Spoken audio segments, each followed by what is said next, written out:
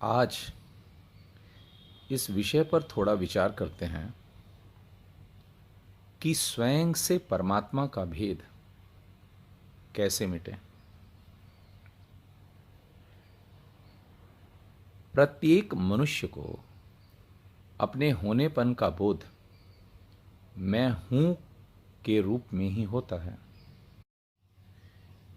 मैं हूं, इसमें मैं का भाव अविद्या अर्थात अपनी गलत पहचान की स्वीकृति में आसक्ति के कारण है, और हूंपना परमात्मा सत्ता की वजह से एहसास में आता है, जो है रूप से सर्वत्र और स्वतः प्रकाशित है।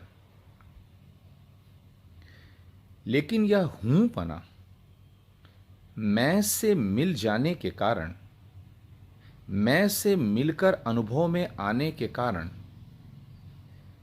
इस हूंपने में अपरिच्छिन्न अप्रतिबंधित परमात्मा सत्ता के होने का बोध नहीं हो पाता। हूं और है का भेद अपनी गलत पहचान को गलत न समझकर उसे वासना के वशीभूत होकर सच स्वीकारने के कारण ही बना है। अगर मैं पने का निषेध करके इस मैं से निवृत्त हो जाएं, तो हूंपना अपने आप ही है रूप में स्वतः प्रतिष्ठित मिलेगा। अर्थात जो परमात्मा सत्ता है वह मैं के कारण ही हूं रूप से अनुभव में आता है।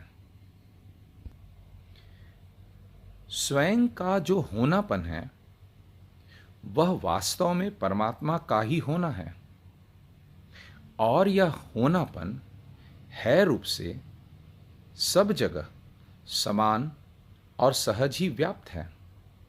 यह सर्वाधिष्ठान है।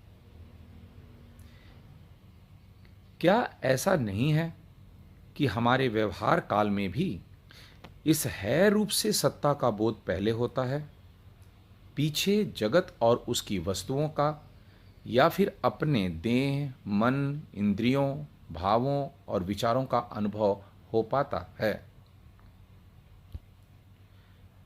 हमसे भूल यह होती है कि हम हूं में मैं को देखते हैं, जबकि देखना चाहिए मैं में हूं को। अर्थात मैं का भाव ना रह जाए, सिर्फ हूं मात्र रह जाए, तो वहां है रूप से केवल परमात्मा का ही अस्तित्व प्रतिष्ठित मिलेगा।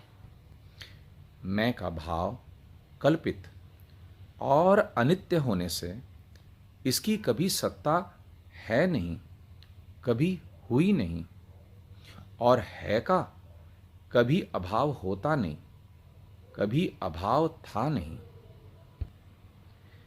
इस तरह से है के धरातल पर स्वयं में और परमात्मा में कोई भी भेद नहीं है। दोनों में अभेद अनादिकाल से स्वतः सिद्ध है। समम सर्वेषु भूतेषु तिष्ठन्तं परमेश्वरं विनश्यत् सव विनश्यन्तं यः पश्यति स पश्यति।